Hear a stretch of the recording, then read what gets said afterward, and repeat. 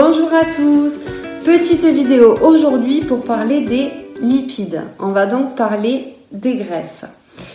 Alors déjà, il y a 3 sources de lipides dans notre alimentation. La source animale avec les produits laitiers, la viande, les œufs et le poisson.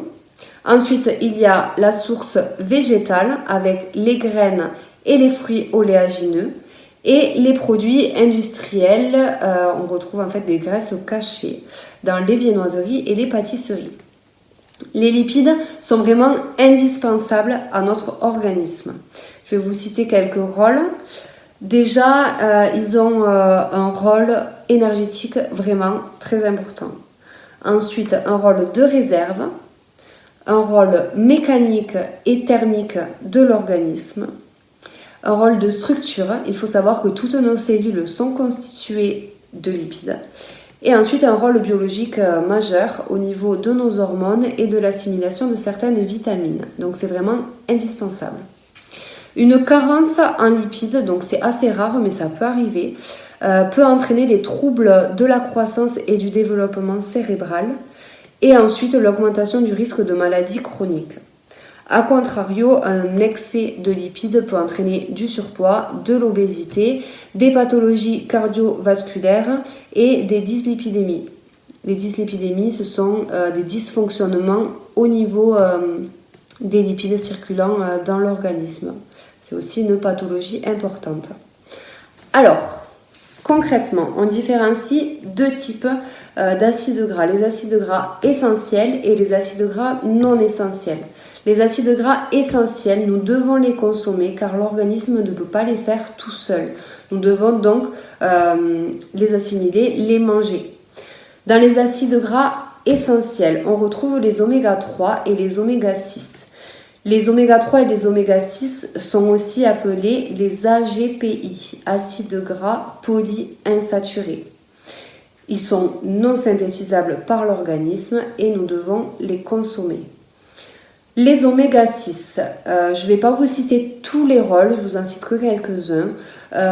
Ils ont un rôle dans le système immunitaire, donc ils sont vraiment très importants, et un rôle aussi au niveau de la reproduction.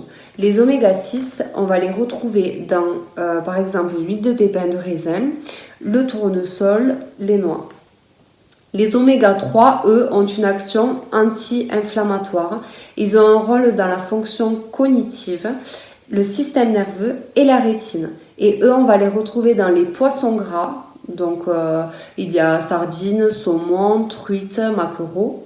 On va les retrouver aussi dans les graines de lin, de chia et l'huile de colza.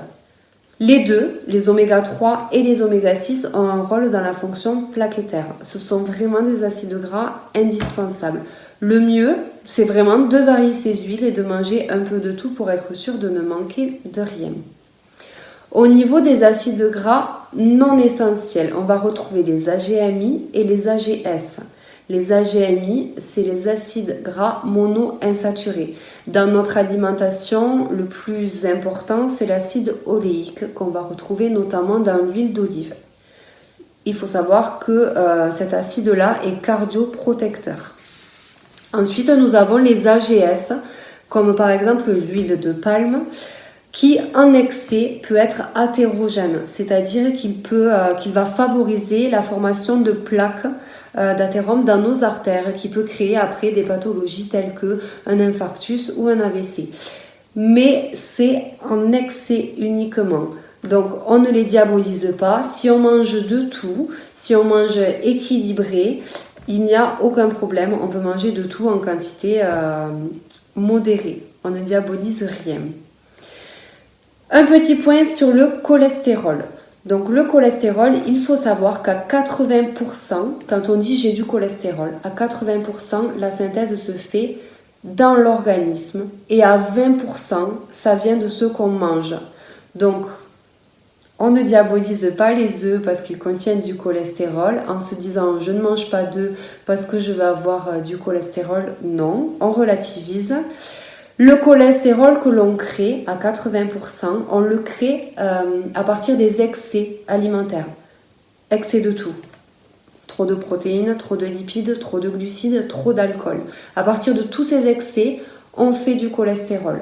Donc déjà, dans un premier temps, on peut rééquilibrer l'alimentation, faire du sport et après on verra si on diabolise les œufs ou pas. En tout cas, n'hésitez pas à consulter un diététicien si vous avez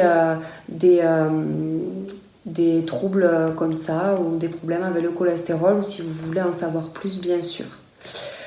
Le cholestérol a des fonctions vraiment très importantes dans notre organisme. Déjà, il faut savoir qu'il est précurseur des hormones stéroïdiennes. C'est grâce au cholestérol que l'on peut faire la testostérone et les œstrogènes par exemple. Ensuite, le cholestérol aide à la synthèse de la vitamine D. Il aide aussi à la synthèse des sels biliaires. Donc les sels biliaires ont un rôle dans la digestion des lipides. Ensuite, il est aussi un constituant des membranes cellulaires. Nous en avons besoin en fait dans nos cellules. Et effectivement, une concentration trop élevée en cholestérol est un facteur de risque de maladie cardiovasculaire.